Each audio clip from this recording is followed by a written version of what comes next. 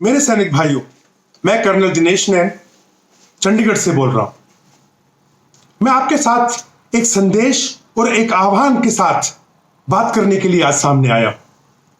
जैसे कि आप सबको पता है कि जो कोरोना की महामारी है, ये किस प्रकार से देश में फैल चुकी है।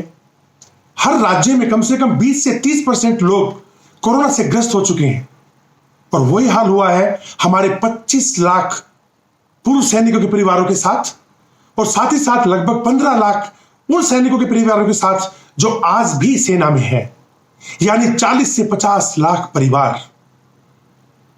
इतने सारे परिवारों के साथ 10-15 दिन पहले यह देखा गया कि वो अलग अलग हॉस्पिटल्स के अंदर धक्के खाते घूम रहे हैं। कोई उनको गेट में नहीं घुसने दे रहा और उनके सामने उनके जो नजदीकी उनके भाई बहन बेटा बेटी सांस लेते लेते सांस के लिए मर गए। इतना बेसहारा, इतना बेबस उन लोगों ने महसूस किया कि मैं बता भी नहीं सकता। यह देखकर हमें लगा कि यह समय है जब नेक दिल सैनिकों को अपने सैनिक परिवार के साथ खड़ा होना पड़ेगा।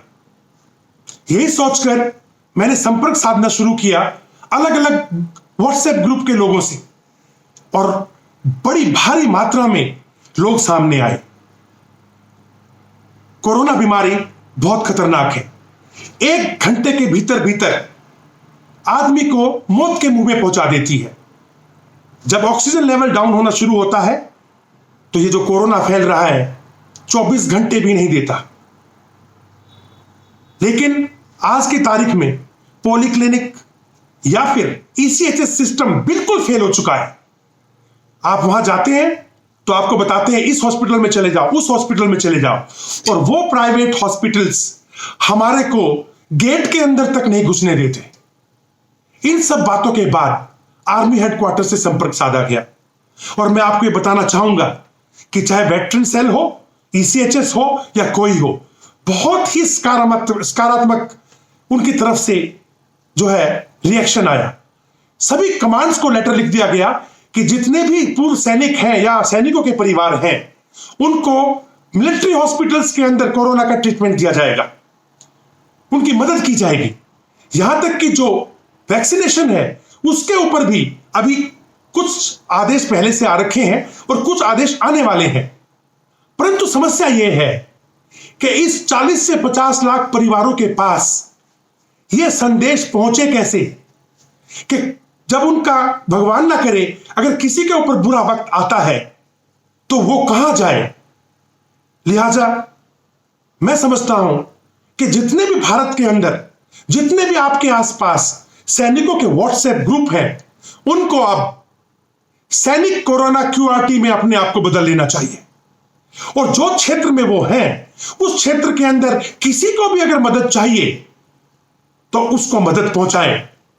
कंट्रोल रूम का नंबर मैंने सामने दिया हुआ है, इसको अपने सभी ग्रुप्स में ऐड कर लें। जो भी संदेश ऊपर से आ रहे हैं, दाएं से आ रहे हैं, बाएं से आ रहे हैं, हम कोशिश करेंगे कि वो सारे के सारे संदेश कम से कम समय में आपके पास पहुंच जाए। इस बीमारी से बचाने के लिए समय बहुत जरूरी, बहुत कीमती है। कोरोना का मरीज अगर 90 से नीचे उसकी ऑक्सीजन हो जाती है तो मुश्किल से 10 से 12 घंटे अगर उसको मदद नहीं मिली तो प्राण त्याग देता है। और अभी जो स्थिति है, यह स्थिति आने वाले टाइम में कम से कम 4 गुना बढ़ने वाली है। तो ऐसे समय में अगर सभी हम लोग संगठित होकर के गांव तक के जो अपना परिवार है, सैनिक परिवार, उस तक नहीं पहुंचे तो समझ लीजिए कितना नुकसान होगा।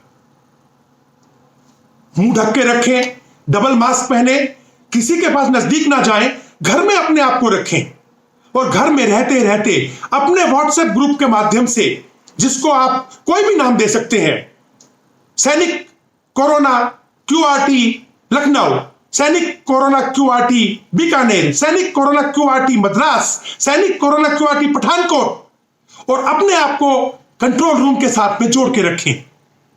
जैसे हमारे पास संदेश आता है, हम उस इलाके के जितने भी ग्रुप्स कंप्यूटर के अंदर हमारे पास में अब रजिस्टर्ड है, उनको तुरंत वो संदेश दे रहे हैं ताकि वो उस परिवार के पास जल्द से जल्द पहुंच सके। साथ ही साथ वेटरन सेल से लेकर के और आर्मी हेडक्वार्टर में जहां भी हमें पहुंचना है हम पहुंच रहे हैं, और मैं आपको बताऊं मदद भी मिल रही है, लेकिन रिसोर्सेज लिमिटेड है, हमें यह बात समझनी पड़ेगी। आज से पहले पिछले 7-8 दिन में हर रोज भारी मात्रा में कोई ऑक्सीजन की रिक्वेस्ट, कोई दवाई की रिक्वेस्ट, कोई ऑक्सीजन बेड की रिक्वेस्ट, किसी को वेंटिलेटर की रिक्वेस्ट लगातार आ रही हैं, और सिर्फ पूर्व सैनिकों के परिवार से नहीं, सैनिकों के जो सैनिक अभी सेवा में हैं उनके परिवार से भी। और आज क्या मैं आपको एग्जांपल दूं तो एक बहन ने फोन किया कि उसका पिताजी देवबंद के अंदर आखिरी सांसें गिन रहा है, जिसकी ऑक्सीजन लेवल 64 हो गई है, और उसका बेटा वेस्ट बंगाल के अंदर सेवा में है। हमने तुरंत वेटरन सेल को भी सूचित किया, और जितने भी ग्रुप सहारनपुर के आसपास, यहां तक कि हमने जो कानपुर तक के ग्रुप हैं उनके अंदर भी संदेश डाला। और आपको जान के ये खुशी होगी कि तुरंत वेटरन सेल ने रुड़की एमएच को फोन किया और हमें सूचित किया। जो नंबर हमने वेटरन सेल को दिया, उन्होंने उस सैनिक के भाई से बात की और उसके पिताजी को 1.5 घंटे के भीतर रुड़की एमएच में एडमिट किया गया। कई सैनिक हमारे को फोन कर रहे जो सेवा में है कि उनके परिवारों को वैक्सीनेशन कराना है। हम पे इतना भरोसा है उन लोगों को, तो मैं आपसे ये गुजारिश करना चाहूंगा, हम सब लॉकडाउन में घर में बैठे हुए हैं, कोई काम नहीं कर रहे, क्यों ना हम अपने अपने व्हाट्सएप ग्रुप के सदस्यों के साथ मिलकर सैनिक कोरोना क्यूआरटी के माध्यम से जो भी सैनिक परिवार हमसे मदद चाहता है हमारे क्षेत्र के अंदर, क्यों ना हम आगे आए, क्यों ना हम संगठित हों, क्यों ना हम कम्युनिकेशन बढ़ाएं, क्यों ना हम मदद दें, क्यों ना हम मदद लें। और सारा परिवार अगर संगठित होता चला गया तो हम इस कोरोना की महामारी में कई सैनिक परिवारों को, सदस्यों को बचा पाएंगे। दूसरा, यह बात आप भी समझते हैं कि आर्मी के अंदर जो आज के मिलिट्री हॉस्पिटल्स हैं या फिर जो हमारे पॉलीक्लिनिक है जो फेल हो चुके, ईसीएच फेल हो गया है, उसके साथ जितने भी एम्बुलेंस हॉस्पिटल से प्राइवेट गेट में नहीं घुसने दे रहे, बेड नहीं है बोल रहे हैं। ऐसे में एकमात्र उपाय रह गया इस परिवार को बचाने का, और वो है वैक्सीन। भ्रम है कि वैक्सीन लगाने के बाद कोरोना होता है। हां, होता है, 90% लोगों को नहीं होता, 10% को होता है। परंतु वैक्सीन जिस बंदे ने लगवा ली उसको ना तो ऑक्सीजन बेड पे जाना पड़ता है और ना ही उसको वेंटिलेटर पे जाना पड़ता है। यानी घर में 5-7 दिन का जो भी बुखार आया, शरीर दर्द किया, कुछ सिम्टम आए और फिर वो ठीक हो जाता है। यानी हम अपने किसी भी परिवार के सदस्य को नहीं खोते। परंतु इस वैक्सीन की ड्राइव को कि ये जो हर एमएच में है या हर पॉलीक्लिनिक पे जो अभी आर्मी हेडक्वार्टर पे केस लिया गया है, टेकअप किया गया है, और कुछ 2-4 रोजों के अंदर वहां से और भी जो है निर्देश आ जाएंगे, इंस्ट्रक्शंस आ जाएगी, जो कि जितने भी कोरोना क्यूआरटी ग्रुप्स हैं सैनिकों के, उसके अंदर सबको भेजा जाएगा। और आप लोगों से गुजारिश की जाएगी कि आपके क्षेत्र में जितने भी गांव तक हमारे सैनिक परिवार हैं उनमें से हर एक को कृपया करके वैक्सीनेट कराएं। अगर हम इस ड्राइव पे लगे तो अगले 2 से 3 हफ्ते के अंदर अगर हम सबको खींच के बाहर ले आए तो हमें किसी के लिए ना तो ऑक्सीजन का बेड ढूंढना पड़ेगा, हमें किसी के लिए वेंटिलेटर नहीं ढूंढना पड़ेगा। आर्मी हेडक्वार्टर के ईसीएचएस का भी लेटर 29 तारीख को आया, जो कि हमने सभी ग्रुप्स को भेजा है। नए ग्रुप जो आएंगे उसको भी सारे संदेश जाएंगे, जिसके अंतर्गत यह बोला गया है कि 18 से 44 साल के उम्र के जो सैनिक परिवार के सदस्य हैं उनके लिए वैक्सीन का बंदोबस्त करने के लिए 10 से 15 दिन का समय लग रहा है। यानी मई 15 के आसपास 18 से 44 साल की उम्र के जो हमारे सैनिक परिवार के सदस्य हैं उनको नजदीक के पॉलीक्लिनिक या फिर नजदीक के मिलिट्री हॉस्पिटल या कमांड हॉस्पिटल के अंदर वैक्सीनेशन दी जाएगी। मात्र 2 चीज ले जाने की जरूरत है, कोई रजिस्ट्रेशन की जरूरत नहीं।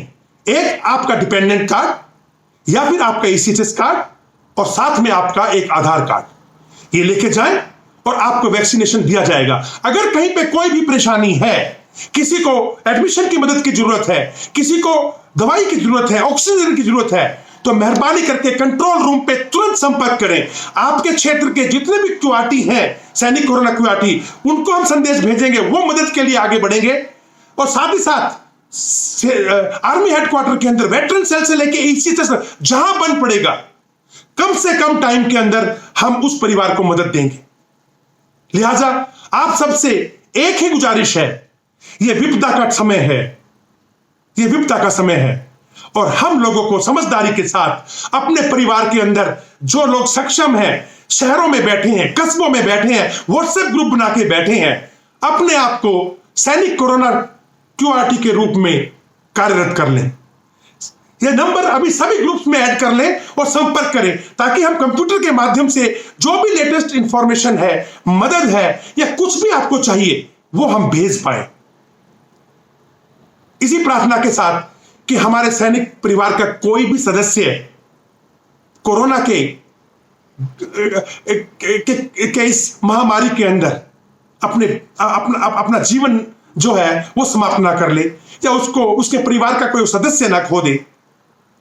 मैं यही प्रार्थना करूंगा भगवान से, हमारे सभी सैनिक परिवारों को सुरक्षित रखें, घरों में रहें, बाहर निकलने पे डबल मास्क पहने, सिंगल मास्क से कोरोना नहीं रुक रहा, दूरी बना के रखें, अपने हाथ हर वक्त धोते रहें, घर में जो सब्जी आ रही है, कोई भी सामान आ रहा है, यह सोच के चलें कि उसके ऊपर कोरोना चिपका हुआ है, उसको सैनिटाइज करें, उसके पश्चात ही अपने परिवार के अंदर जो है उसको ग्रहण करें। इसी प्रार्थना के साथ अगर आपको लगता हो कि इस नेक काम के अंदर जितने भी ग्रुप्स, व्हाट्सएप ग्रुप के अंदर जो सैनिक जुड़े हुए हैं, अगर वो आगे आए, जितने भी संगठन है वो भी QRT के रूप में अगर आगे आए और इस समय सैनिकों के साथ, उनके परिवारों के साथ खड़े हो जाएं, तो मैं समझता हूं हम इस कोरोना को हरा कर छोड़ेंगे। जय हिंद।